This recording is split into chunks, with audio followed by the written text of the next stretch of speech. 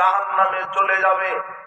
এরা বিচার মাঠে সবচেয়ে বেশি আক্ষেপ প্রকাশ করবেন, বড় আফসোস প্রকাশ করবেন, এরা হতাশা প্রকাশ করবেন, এরা নিরাশা হয়ে যাবে। আল্লাহ সুবহানাহু ওয়া তাআলা কোরআন মাজিদে বলছেন, ওয়া মিনান নাস মান ইয়াকুলু আমান্না বিল্লাহি ওয়াল ইয়াউমিল আখির ওয়া মা হুম বিমুমিনিন। আল্লাহ বলছেন, মানুষের মধ্যে অনেক মানুষ আছে যারা বলে আমি আল্লাহকে মানি, পরকালকে মেনে চলি, বিশ্বাস করি। আল্লাহ বলছেন ওয়া মা হুম বিমুমিনিন, এরা মুমিন না।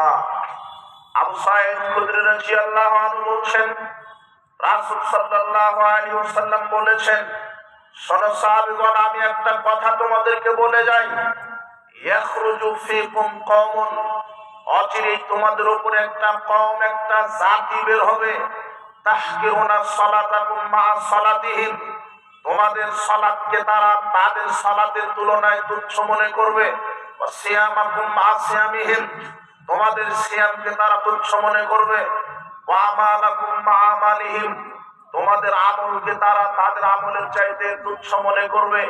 ইয়াকরাউনাল কোরআন, তারা কোরআন তেলাওয়াত করবে, লা ইউজাইজু হানাজিরাহুম, কিন্তু কোরআনের আয়াত তাদের কণ্ঠের নিচে নামবে না। ইয়ামরুকুনা মিনাদ-দ্বীন কামা ইয়ামরুকুস সামু মিনার রামিয়া, এরা ইসলাম থেকে ওইভাবে বের হয়ে যাবে যেমন ধনুক থেকে তীর বের হয়ে যায়।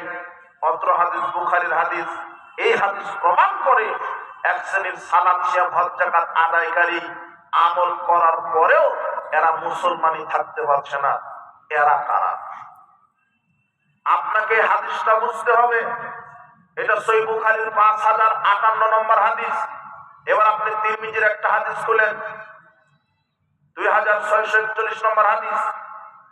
আব্দুল্লাহ ইবনে আমর রাদিয়াল্লাহু আনহু বলছেন, রাসূল সাল্লাল্লাহু আলাইহি ওয়াসাল্লাম বলেছেন, লা ইয়াজান্নাল উম্মতি মা তালাবান ইসরাইল, আমার উম্মতের ওই অবস্থা হবে যে অবস্থা বানি ইসরাইল জাতির হয়েছিল। হাজওয়ান নাল বিন নাল, যেমন দুই পায়ের জুতা মানুষের সমান, তেমন ইহুদি খ্রিস্টান যেমন হবে, আমার মুসলিম উম্মত তেমন হবে। আল্লাহর নবী এরপরে বলছেন, হাত্তা ইন কানা মিনহুম মান আতা উম্মাহু আলানিয়া লা কানা ফি উম্মতি মা ইয়াসনাউ যালিক। আল্লাহর নবী বলছেন, ইহুদি খ্রিস্টান যদি তার মায়ের সাথে জেনা করার মতো পাপ করে, তাহলে মুসলিম জাতি, এরাও অধিকাংশ মুসলিম, মায়ের সাথে জেনা করার মতো পাপ করবে। এরপরে তিনি বলছেন, ইন্না বানি ইসরাঈলা তাফাররাকাত আলা 72 মিল্লাতান, বানি ইসরাইল জাতি বিভক্ত হয়েছিল 72 কাতারে। ওয়াতাফতারিকু উম্মতি আলা 73 মিল্লাতান, আর মুসলিম উম্মত বিভক্ত হবে 73 কাতারে। কুল্লুহুম ফিন্নার, প্রত্যেক কাতার জাহান্নামে যাবে। ইল্লা মিল্লাতান ওয়াহিদাতান, এক কাতার মুসলিম জান্নাতে যাবে।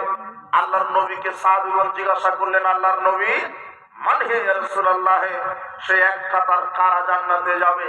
তখন তিনি বললেন, মা আনা আলাইহি আসহাবী, যারা আমি এবং আমার সাহাবী যার উপরে আছি, তার উপরে যারা থেকে সার্বিক জীবন পরিচালনা করবে, এরাই বিচার মাঠে সরাসরি জান্নাতে চলে যাবে। মুসলমানেরা বিভক্ত হবে কত কাতারে? 73 কাতার। কত কাতার জাহান্নামে যাবে? তো যে 72 কাতার জাহান্নামে যাচ্ছে, এরা মনে হয় হিন্দু, তাই না? কে? মুসলিম। আর এক কাতার জান্নাতে যাচ্ছে, এরাও কে? কেমন? 72 কাতার ওরাও মুসলিম, জাহান্নাম। এক কাতার এও মুসলিম, এও জাহান্নাম। কোন মুসলিম জাহান্নামে, কোন মুসলিম জান্নাতে? আপনারা যারা বসে আছেন, আপনারা হিন্দু না মুসলিম? তো কোনদিন ভেবে দেখেছেন আমি কোন কাতারে পড়ে যাচ্ছি? 72 কাতার যারা জাহান্নামে যাবে, এরা হিন্দু না মুসলিম? মুসলিম। আর এক কাতার যারা জান্নাতে যাবে, এরাও কারা? মুসলিম। তো আপনারা কারা? মুসলিম। কোন কাতারে আছেন একটু খুব মনোযোগ দেন, ধৈর্য ধারণ করেন। কোরআন মাজিদে দুই ধরনের আয়াত আছে। কয় ধরনের? দেখেন, খুব খেয়াল করেন। ইয়াতাসাআলুনা আনিল মুজরিমিন মা সালাকাকুম ফি সাকার। পাপীদেরকে জিজ্ঞাসা করা হবে যে তোমরা কেন জাহান্নামে এসেছো। কাদেরকে?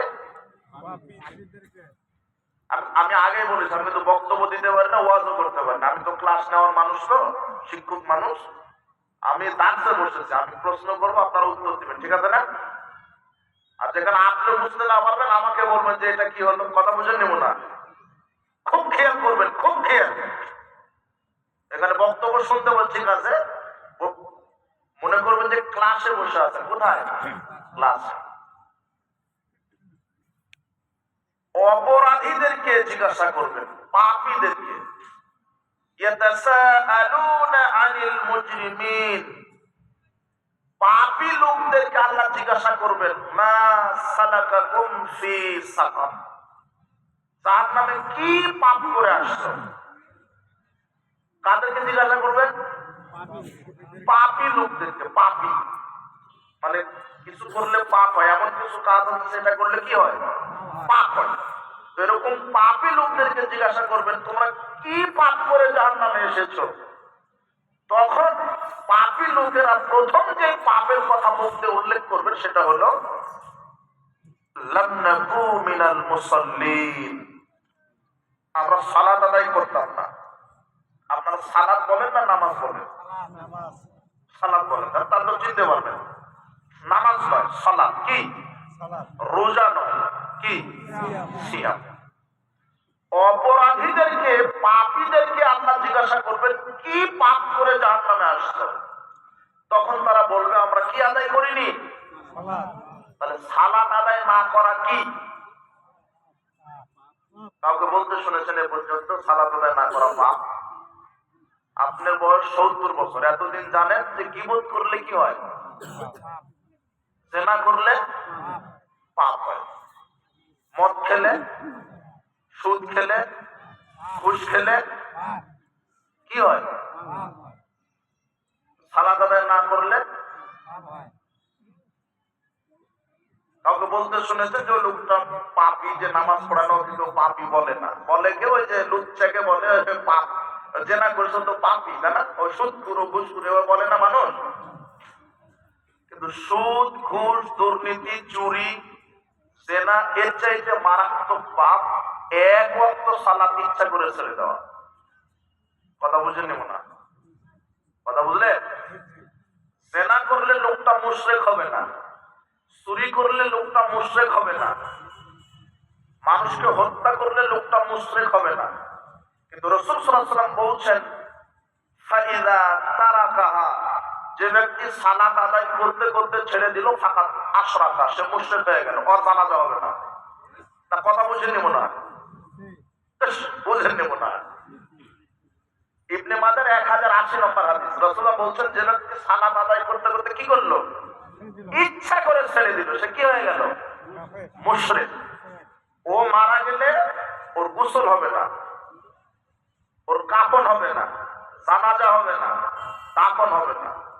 কে মারা গেলে? যে নামাজ না পড়ে মারা যায়।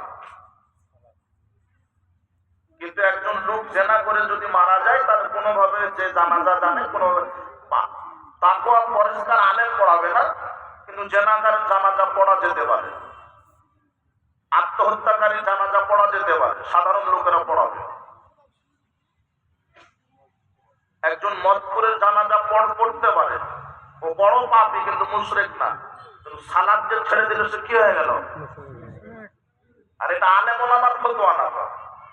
জাবের রাদিয়াল্লাহু আনহু বলছেন সামিউতু নবী সাল্লাল্লাহু আলাইহি ওয়াসাল্লাম ইয়াকুল ইন্না বাইনার রাজুলি ওয়া বাইনাশ শিরক ওয়াল কুফর তারকাস সালাত। আল্লাহর নবী বলছেন একজন মুসলিম আর কাফের মুশরিকের মধ্যে পার্থক্য হচ্ছে সালাত। যে ব্যক্তি সালাত আদায় করে সে মুসলিম, আর যে ব্যক্তি সালাত আদায় করে না সে হয় মুশরিক, না হলে কাফের। বলছেন, রাসূল সাল্লাল্লাহু আলাইহি ওয়াসাল্লাম বলেছেন, আলহামদুলিল্লাহি বাইনানা বাইনাহুমুস সালাত। মুসলিম আর কাফিরের মধ্যে আল্লাহ ওয়াদা করে বলেছেন, ফামান তারাকাহা ফাকাদ কাফারা। যে ব্যক্তি সালাত ছেড়ে দিল সে কাফের হয়ে গেল। জাবের রাদিয়াল্লাহু আনহু বলছেন, রাসূল সাল্লাল্লাহু আলাইহি ওয়াসাল্লাম বলেছেন, বাইনাল আবদি ওয়া বাইনাল কুফরি তারকুস সালাত। যে ব্যক্তি 5 ওয়াক্ত সালাত আদায় করে সে মুসলিম, যে ব্যক্তি 5 ওয়াক্ত সালাত আদায় করে না সে কাফের। আব্দুল্লাহ ইবনে শাকিক আল-রুকাইলি রাহমাহুল্লাহ তিনি বলছেন, মান কানা আসহাবু মুহাম্মাদিন সাল্লাল্লাহু আলাইহি ওয়াসাল্লাম লা ইয়ারাউনা শাইয়্যান মিনাল আমালি তারকু কুফরুন গায়রা সালাত। সাহাবীগণ কোন আমল ছেড়ে দেওয়াকে কুফরি বলতেন না, সালাত ব্যতীত। সাহাবীদের সময় যদি কোনো ব্যক্তি সালাত আদায় করতে করতে ছেড়ে দিতেন তাহলে সাহাবারা ওই বেনামাজিকে বেনামাজি বলতেন না, ওকে কি বলে ডাকতেন? কাফের। কি হয়ে গেছে ও? কাফের। যে ব্যক্তি সালাত ছেড়ে দেয় সে কি হয়ে যায়? কাফের। যে ব্যক্তি সালাত ছেড়ে দেয় সে কাফের। শোনেন, সমাজে মোটামুটি 3 থেকে 4 শ্রেণীর মুসল্লি ঘুরে বেড়ায়। তার এক, যে দৈনিক ঠিক ঠিক টাইমে আউয়াল ওয়াক্তে 5 ওয়াক্ত সালাত আদায় করে, দিনে 5 ওয়াক্ত, সপ্তাহে 7 দিন, মাসে 30টা দিন, বছরে 365টা দিন ওয়াক্ত মতো সালাত আদায় করে। এই খাঁটি মুসল্লি, এ বিশুদ্ধ মুসলিম, এ বিশুদ্ধ ইমানদার। আর যে ব্যক্তি সালাত আদায় করে মাসে 2-1 ওয়াক্ত ছেড়ে দেয় শয়তানি বদমাশি করে, এ হলো ফাসিক, আল্লাহকে ক্ষমা করতে পারে। আর যে ব্যক্তি সপ্তাহে শুধু জুমার দিনে পড়ে আর ঈদের 2 দিন পড়ে আর রমাদানের 1 মাস পড়ে, এ হলো অরিজিনাল মুশরিক। যে ব্যক্তি শুধু সপ্তাহে জুমার দিন সালাত আদায় করে, রমাদানের 1 মাস শুধু পড়ে, বাকি 1 সপ্তাহ পড়ে না, বাকি 11 মাস সালাত আদায় করে না, এই হলো মুশরিক। আল্লাহর নবী বলছেন, ফাইদা তারাকাহা ফাকাদ আশরাকা। যে ব্যক্তি সালাত আদায় করতে করতে ছেড়ে দিল সে মুশরিক হয়ে গেল। আর মুশরিকের জন্য ক্ষমা করা হবে না। মুশরিক ব্যক্তির জন্য ক্ষমা প্রার্থনা করা জায়েজ নাই, তার গোসল দেওয়া জায়েজ নাই, তার কাফন পরানো জায়েজ নাই, তার জানাজা পড়ানো জায়েজ নাই, তাকে দাফন দেওয়া জায়েজ নাই। তার মানে যারা শুধু জুমার দিনে সালাত আদায় করে আর রমাদানের 1 মাস সালাত আদায় করে, এরা মারা গেলে এদের জানাজা হবে না। বুঝেননি মনে হয়?